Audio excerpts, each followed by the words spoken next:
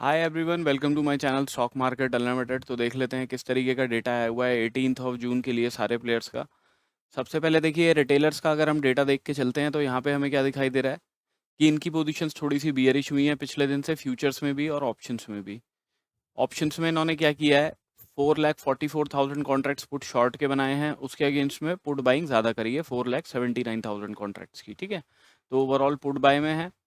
Call short करे हैं 3,32,000 contracts, उसके अगेंस्ट में कॉल बाइंग करी है 3,32,000, तो ऑलमोस्ट बराबर ही हैं दोनों। ठीक, तो ओवरऑल बायस आप ये मानो इनका कि पुट बाइंग के अंदर ज़्यादा है, कि मार्केट नीचे की तरफ जाना चाहिए थोड़ा सा। फ्यूचर्स में आप देखोगे तो लॉन्ग साइड के कॉन्ट्रैक्ट ज़्यादा क्लोज किए हैं 7,500, और उसके अगेंस्ट में शॉर्ट साइड के 1,521 कॉन्ट्रैक्ट्स क्लोज किए हैं, तो लॉन्ग साइड के ही ज़्यादा कॉन्ट्रैक्ट्स क्लोज किए हैं, तो ओवरऑल बायस थोड़ा बियरिश है इनका। इसके बाद हम DIIs का डेटा देखते हैं तो इक्विटी में 1702 करोड़ की बाइंग करी है आज इन्होंने। फ्यूचर्स में 174 कॉन्ट्रैक्ट लॉन्ग साइड के क्लोज किए हैं, शॉर्ट साइड पे कुछ किया नहीं है। FIIs ने इक्विटी में 178 करोड़ की बाइंग करी है आज। प्लस इनका डेटा देखेंगे तो स्लाइटली बियरिश होता हुआ हमें दिखाई दे रहा है ऑप्शंस का। फ्यूचर्स का डेटा स्लाइटली बुलिश है ना, पिछले दिन से अगर आप देखोगे तो थोड़ा सा बुलिश हुआ है, क्योंकि फ्यूचर्स में इन्होंने 712 कॉन्ट्रैक्ट्स लॉन्ग साइड के ऐड किए हैं, शॉर्ट साइड के 4200 कॉन्ट्रैक्ट्स क्लोज किए हैं। ऑप्शंस के अंदर पुट शॉर्ट करे हैं 50,000 कॉन्ट्रैक्ट्स, उसके अगेंस्ट में पुट बाइंग करी है ऑलमोस्ट 47,000 कॉन्ट्रैक्ट्स की, तो नेट बेसिस में पुट शॉर्ट में है। प्लस कॉल शॉर्ट करे हैं 74,000 कॉन्ट्रैक्ट्स, उसके अगेंस्ट में कॉल बाइंग करी है 43,000 कॉन्ट्रैक्ट्स की, तो ओवरऑल कॉल राइटिंग जो है वो ज़्यादा करी है as compare to put writing, तो इसलिए आपको ये डेटा बियरिश दिखाई दे रहा है। इसके बाद में प्रोप्राइटरी डेस्क का डेटा देख के चलते हैं अगर हम, तो इनका डेटा बुलिश होता हुआ दिखाई दे रहा है पिछले दिन से। 1,60,000 कॉन्ट्रैक्ट्स पुट शॉर्ट के बनाए हैं, उसके अगेंस्ट में पुट बाइंग करी है 1,27,000 कॉन्ट्रैक्ट्स की, तो ओवरऑल पुट राइटिंग के अंदर हैं। प्लस कॉल राइटिंग करी है 1,35,000 कॉन्ट्रैक्ट्स की, उसके अगेंस्ट में कॉल बाइंग करी है 1,69,000, ऑलमोस्ट 170 की करी है ना, 1,70,000 कॉन्ट्रैक्ट्स की, तो overall call buying plus put short के अंदर है, तो एक्सपेक्ट करने हैं मार्केट अपसाइड जा सकता है। निफ्टी की अगर ऑप्शन चेन देख के चलते हैं तो पीसीआर चल रहा है 1.07 पे, तो न्यूट्रल से स्लाइटली ऊपर है, तो आप हल्का बुलिश बोल सकते हो। इन द मनी के अंदर कॉल राइटर्स ने अपनी पोजीशंस क्लोज करी है, इन द मनी के अंदर पुट राइटर्स की पोजीशंस बनी है।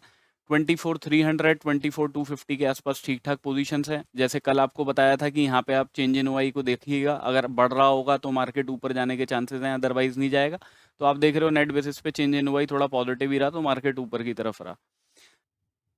तो कल भी आपके लिए ये पोजीशंस अच्छा इंडिकेशन का काम करेंगी 24,250 300 वाली, कि यहाँ पे अगर पोजीशंस ऐड हो रही हो तो चांसेस हैं मार्केट ऊपर की तरफ जाएगा, अदरवाइज हॉल्ट कर जाएगा।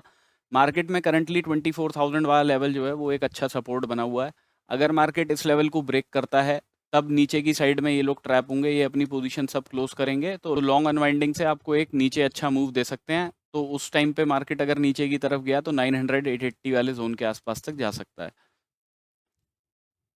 अब यहाँ पे हमें मैक्सिमम कॉल राइटर्स जो है 24,000 24,100 वाले लेवल पे दिखाई दे रहे हैं। अगर 24,100 के ऊपर मार्केट निकलना शुरू करता है तो ये लोग अपनी पोजीशंस धीरे धीरे क्लोज करेंगे अपनी पोजीशंस, तो क्या होगा, शॉर्ट्स कवर होंगे तो वो आपको अपसाइड का मूव दे सकते हैं 24,200 180 के आसपास वाले जोन तक।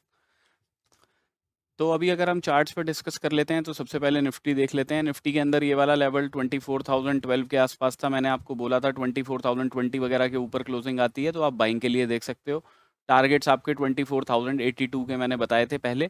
वहाँ तक मार्केट पहुँच गया आराम से, तो एक अच्छी अपॉर्चुनिटी बनी होगी मार्केट में। और एग्जैक्टली इसी लेवल के आसपास जाके आप देख रहे हो मार्केट के अंदर विक बननी शुरू हो गई, रिजेक्शन वगैरह आया इसी वाले लेवल से। अब क्या हुआ है, करंटली मार्केट में यहाँ पे एक हमें डबल बॉटम दिखाई दे रहा है बनता हुआ, राइट। तो अगर मार्केट इस डबल बॉटम के नीचे निकलता है,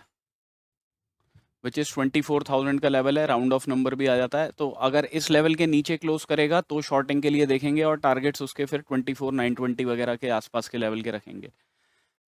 अदरवाइज मार्केट कुछ फ्लैट ही खुल जाता है, जब तक इस लेवल के नीचे नहीं आता ना तब तक शॉर्टिंग के लिए नहीं देखेंगे। यहाँ से हो सकता है दोबारा से बाइंग आ जाए मार्केट में, और उस केस में फिर अपने टारगेट जो है वो 24,128 के रखेंगे। मैक्सिमम क्वांटिटी यहीं बुक करेंगे, इसके बाद में तो शॉर्ट्स अगर कवर होते हैं तो फिर मार्केट को 24,180 196 वाले लेवल तक लेके जा सकते हैं।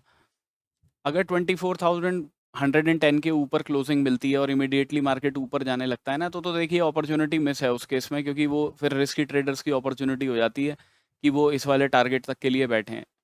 बट अगर मार्केट ने रिट्रेसमेंट लिया, सपोज कीजिए ऊपर की तरफ जाता है और यहाँ से रिट्रेस करके ना वापस इस लेवल पे आता है, क्योंकि ये रेजिस्टेंस का लेवल था, इसको ब्रेक करके ऊपर गया तो इस लेवल पे दोबारा आया और यहाँ पे कोई बुलिश पोजीशन बनती है तो बाइंग के लिए देख सकते हैं, टारगेट 24,196 के रखेंगे। इमीडिएटली अगर कुछ इस तरीके की कैंडल बन जाती है कि सपोज कीजिए खुलता ही मार्केट ऐसे है और सीधा ही टारगेट्स वगैरह पे पहुंच जाता है, तो 10:30 बजे के बाद में कॉल राइटर्स पुट राइटर्स का ग्राफ देख के कोई अपॉर्चुनिटी देखिएगा आप।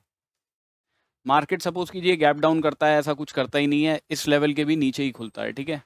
तो उस केस में हमें क्या देखना है कि यहाँ पे मार्केट ने एक सपोर्ट बना के ऊपर जाने की कोशिश करी है, वापस मार्केट अगर आता है इस लेवल पे कोई रेजिस्टेंस लेता है दोबारा से,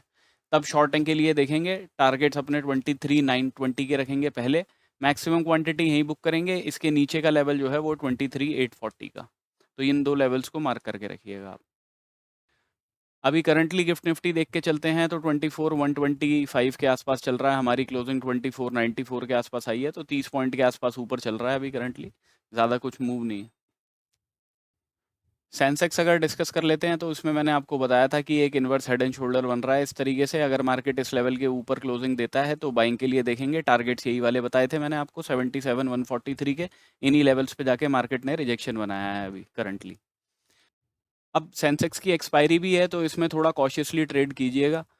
अभी देखिए नीचे की साइड में ना, इसमें सेफर साइड पे होने के लिए हम इस डबल बॉटम को नहीं, इस वाले लेवल को मानते हैं, बिकॉज इस वाले लेवल से ही मार्केट ब्रेकआउट करके ऊपर की तरफ गया है,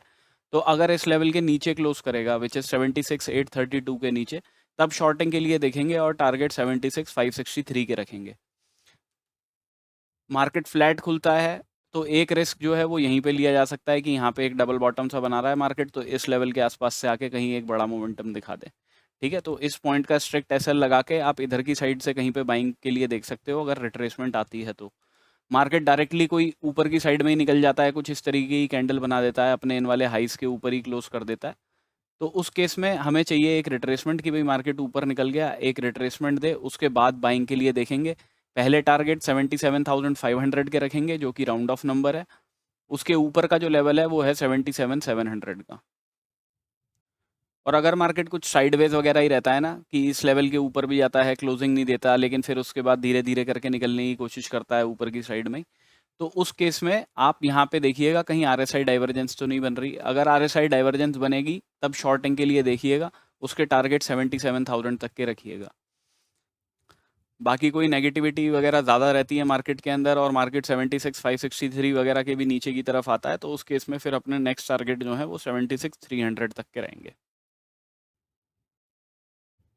अभी अगर हम बैंक निफ्टी डिस्कस कर लेते हैं तो बैंक निफ्टी में हमारा ऐसे लेट हुआ बिकॉज मार्केट इस लेवल के ऊपर गया, क्लोजिंग नहीं दी उसने, राइट, और मैंने आपको बोला था कि यहाँ से शॉर्टिंग के लिए देखेंगे तो टारगेट्स यहाँ तक के रखेंगे, ऐसा हुआ नहीं मार्केट के अंदर बिकॉज डेटा जो था वो पॉजिटिव बना हुआ था थोड़ा सा,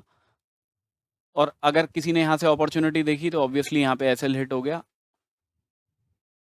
बट इस लेवल के ऊपर जब क्लोजिंग आई होगी मार्केट की तो एक बाइंग की अपॉर्चुनिटी बनती, बिकॉज ये कैंडल ने इस लेवल के ऊपर क्लोज कर दिया, अब क्योंकि ये वाली लाइन इंपॉर्टेंट नहीं है, ये वाला लेवल इंपॉर्टेंट है, तो इसके ऊपर जब क्लोज कर दिया तो आप इस कैंडल के नीचे का एसएल लगा के एक 1:1.25 के आसपास का एक ट्रेड आपको मिल जाता। अब अगर हम कल के लिए देख लेते हैं तो देखिए यहाँ पे ना, अगर हम इस चीज़ को देखें तो एक तरीके से ये क्या बन रहा है, एक कप बन रहा है, राइट, अगर मार्केट इस लेवल के ऊपर क्लोज करता है विच इज़ 57,647 के ऊपर, 649 के ऊपर, तो बाइंग के लिए देखेंगे, पहले टारगेट्स तो रखेंगे 57,800 के, इसके ऊपर मार्केट निकलता है तो 57,950 के अपने दूसरे टारगेट्स रहेंगे। मार्केट इस लेवल के ऊपर निकलता है, क्लोजिंग नहीं देता, विक बना के नीचे की तरफ आ जाता है ना, तो उस केस में थोड़ा अवॉइड कर देंगे क्योंकि मार्केट फिर इस रेंज के अंदर ही फंसा हुआ रह सकता है थोड़ा सा। अगर दोबारा से मार्केट इस लेवल के नीचे क्लोज करता है 57,398 वगैरह के नीचे, तो शॉर्टिंग के लिए देख सकते हैं, उस केस में टारगेट ना थोड़े बड़े ही अपने इस वाले लेवल के ही रहेंगे 57,000 के। तो this is my analysis for tomorrow, thank you for watching my video guys, have a good day.